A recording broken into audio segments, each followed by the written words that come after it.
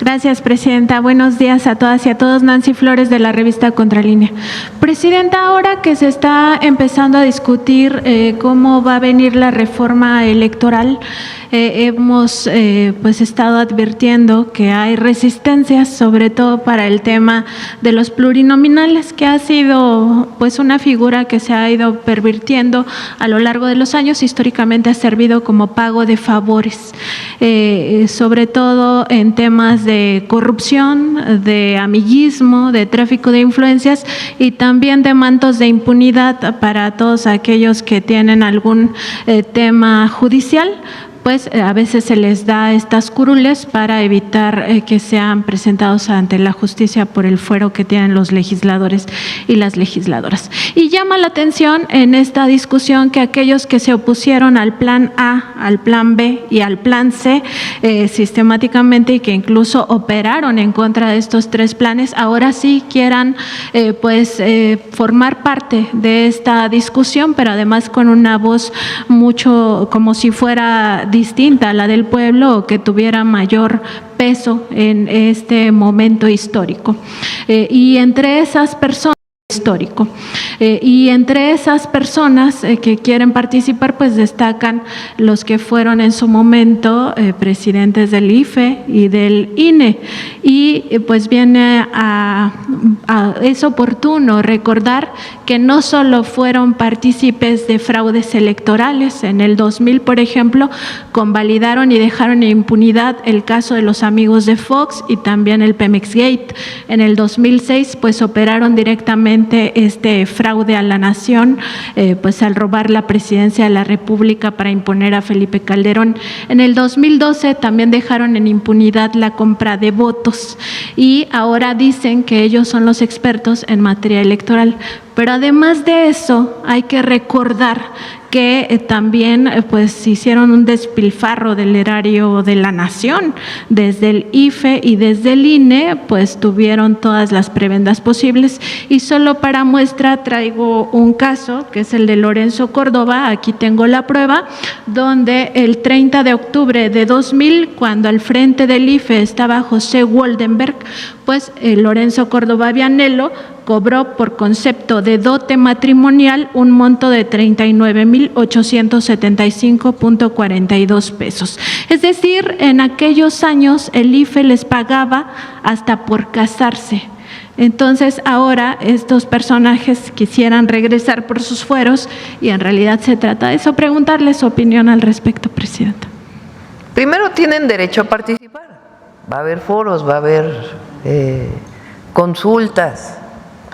Claro, ellos se sienten superiores, se sienten que están por encima del pueblo de México y que debe considerarse su opinión como algo especial, ¿no? Pueden participar como cualquier otra persona, ni son más ni son menos.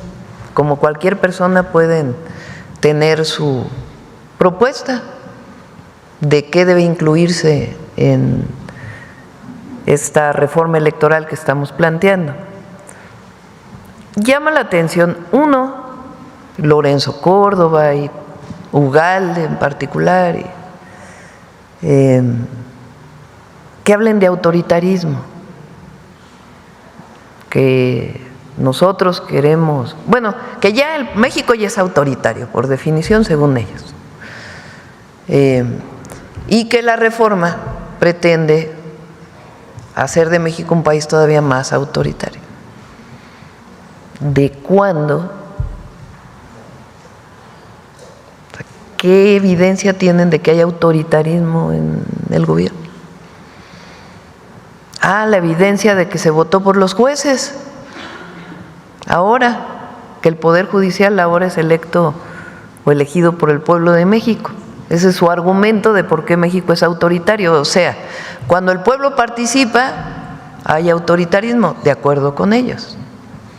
O hablan de que hay censura,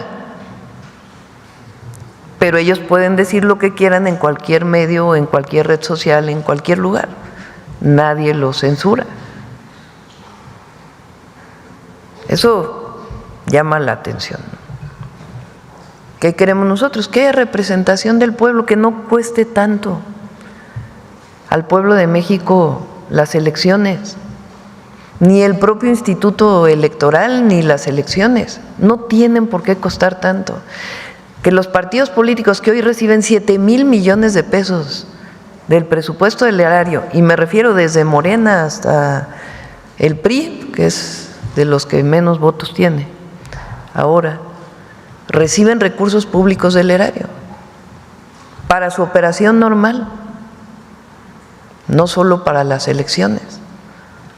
O me refiero a prebendas, salarios, que como bien dices, pues han tenido desde hace mucho tiempo. Y de paso los plurinominales, que la lista de plurinominales se ha convertido para muchos partidos políticos pues en el reparto interno de puestos para las cúpulas de los partidos políticos. Entonces nosotros que hablamos de la representación del pueblo, finalmente esa es la definición de democracia, y por eso abrimos a que se discuta y a que todo el mundo pueda plantear sus propuestas. ¿Ellos son más que otros? No. Ahora, lo cierto es que hay mucha hipocresía, muchísima hipocresía. ¿Cómo es posible que Lorenzo Córdoba hable de autoritarismo cuando él de una forma autoritaria y despectiva se refirió a indígenas que fueron a solicitarle algo? ¿O cómo es posible que durante todos los años que estuvo en el Instituto Electoral, desde trabajador hasta presidente, pues haya vivido de esta manera del erario? ¿O cómo es posible que nunca se dieron cuenta, en efecto, de los casos que tú planteas, de la compra de votos del 2012? ¿O cómo es posible que todos ellos no se hubieran dado cuenta de, en efecto, el caso de amigos de Fox, del Pemex Gate, etcétera, etcétera, etcétera? Entonces, pueden participar, nadie les niega la participación, pero ¿por qué ellos van a presentar una propuesta como si fueran una élite? La élite de la supuesta democracia en México. No, ellos son igual que todos los demás. Aquel que se siente por encima de otros, pues tiene un problema. Todos somos iguales, cada uno con una responsabilidad distinta. Entonces, que participen en el proceso, y qué bueno que pues presentas esta prueba del uso de gastos del erario público para gastos que no tendrían por qué haber sido pagados por el pueblo de México. Gracias, Presidenta. En otro tema, también preguntarle sobre este proceso de venta de las plantas de Iberdrola a la transnacional Cox, que se estimó fue por $4,200 millones, a ver si el SAT hizo algún acompañamiento a esta compra, sobre todo para saber si están pagando los impuestos, que se calcularía serían alrededor de 30,000 millones de pesos. Sí, no tengo el dato de cuánto es el impuesto que tienen que pagar, pero lo platicamos, platiqué vía telefónica con Iberdrola y de manera personal con la empresa que está adquiriendo los activos de Iberdrola. Iberdrola es quien debe de pagar los impuestos y están conscientes de ello, y el SAT pues calcula el monto de lo que esto significa.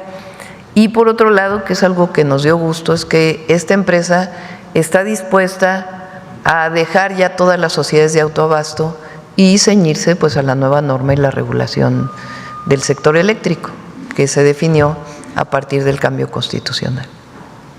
Presidenta, también aprovechando que está aquí el Gabinete de Seguridad, preguntarle al fiscal general, el doctor Hertz Manero, si la Fiscalía General de la República apelará esta sentencia de primera instancia en el caso de Israel Vallarta, y también preguntarle qué va a pasar con los otros casos que sabemos hay víctimas que no tuvieron relación con el montaje de Televisa y de Carlos Loret de Mola.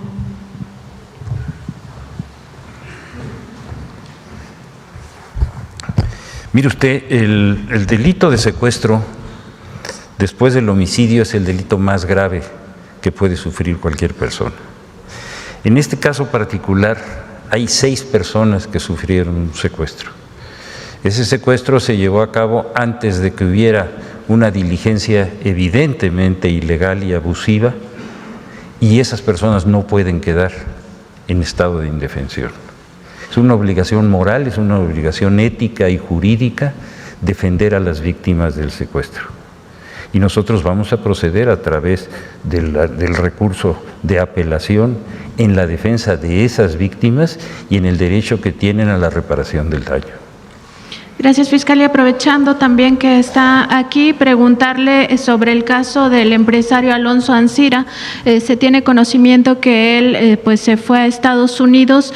Saber si por este caso, que tiene que ver con un fraude a Petróleos Mexicanos por la venta de la planta chatarra de agronitrogenados, saber si ustedes ya solicitaron al gobierno de Estados Unidos la extradición o la ficha roja a Interpol para su localización, porque aquí lo presumible es que no ha pagado lo que le debe al erario de la nación. En ese caso, hace ya un tiempo, que más de un año, este individuo pidió una consideración para suspender, no para liquidar ni para desechar el proceso, para suspender el proceso en razón de que iba a hacer el pago de la reparación del daño, que estaba dividida en varios pagos. Los primeros los hizo y después ya no los hizo. Él tiene la nacionalidad americana y está viviendo en los Estados Unidos. Ese acuerdo que fue suscrito por las autoridades de Pemex frente al juez, nosotros consideramos que ya no es válido y por lo tanto reiniciamos el procedimiento. Vamos a hacer primero todas las gestiones para que esta persona asuma la responsabilidad, y vamos a través de la asistencia jurídica internacional en contra de esa persona donde quiera que esté, y vamos a buscar las garantías suficientes. Ya nos comunicamos con Pemex y vamos a dar la respuesta. Eso no se puede quedar así. ¿Y estarían entonces en breve pidiendo la extradición o se tendría que pedir una nueva orden de aprehensión aquí en México primero? No, lo primero que tenemos que hacer es reiniciar el procedimiento en razón de que no cumplió con las obligaciones de reparación del daño que había ofrecido. A partir de ese momento se lo damos a conocer a las partes, y si no hay una oposición, nosotros reiniciamos el procedimiento con todos los actos procesales que tengamos para hacer cumplir esa ley. Gracias, fiscal. Muchas gracias. También, presidenta, por último, preguntarle, porque sí, ya se acerca el 1 de septiembre, de que entregará su primer informe de gobierno, saber si va a invitar al futuro ministro presidente de la Suprema Corte de Justicia de la Nación, el maestro Hugo Aguilar, pues porque históricamente se invitaba también a la presidencia de la Suprema Corte a estos informes de gobierno. Muchas gracias. Sí, voy a invitar a las y los 9, a las 5 mujeres y los 4 hombres. Formalmente ellos toman protesta en la noche, creo que es a las 10 de la noche. Por cierto, el otro día dije que no me habían invitado todavía, y sí había llegado la carta de invitación por parte del próximo presidente de la Corte, y vamos a asistir también en la noche a esta histórica toma de protesta. Gracias, presidenta. Sí, a ver.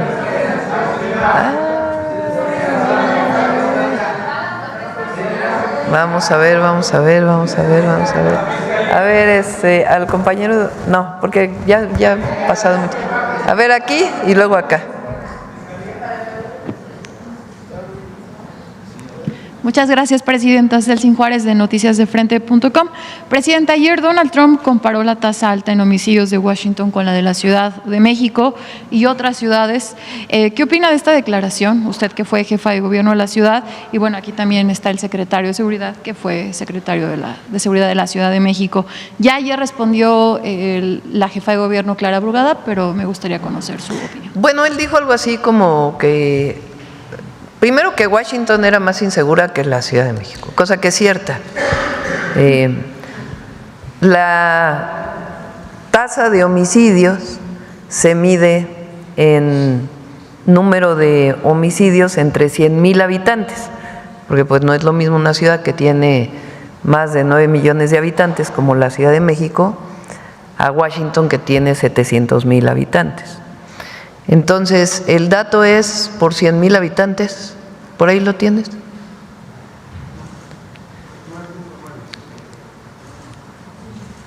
Sí, pero tienes ahí una que ayer me mandó Pepe Merino, ¿no? Que le pregunté que me dijera el número de homicidios, población y cuánto más es Washington insegura respecto a la Ciudad de México, tomando en cuenta homicidios dolosos.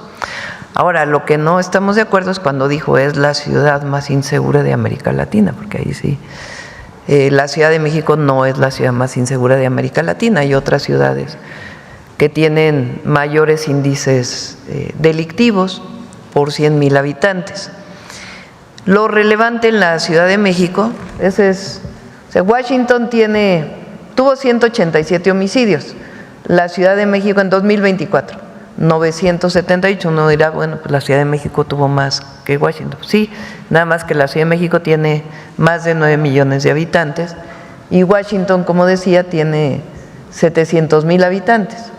Entonces, la tasa es 27 homicidios por cada 100,000 habitantes, en el caso de Washington.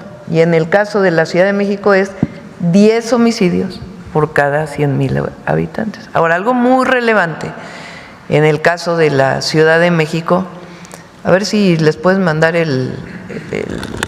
la gráfica de la Ciudad de México, si la tienen por ahí de la plataforma. Lo relevante de la Ciudad de México es que cuando nosotros llegamos a la Ciudad de México, en el periodo de Mancera, los homicidios se elevaron de manera desproporcionada. Cuando llegamos, recuerdo que el segundo, tercer día, todavía Omar no era secretario, llegamos a tener 14 homicidios en un día en la Ciudad de México. Y el promedio de los primeros meses era como 5 homicidios diarios, lo más alto que hubiera habido en la historia de la Ciudad de México, en la historia reciente. Y nosotros lo dejamos en 2 homicidios diarios, 2.1. El año más bajo fue el 2022 con 1.8. Yo salí 1.9 homicidios diarios promedio.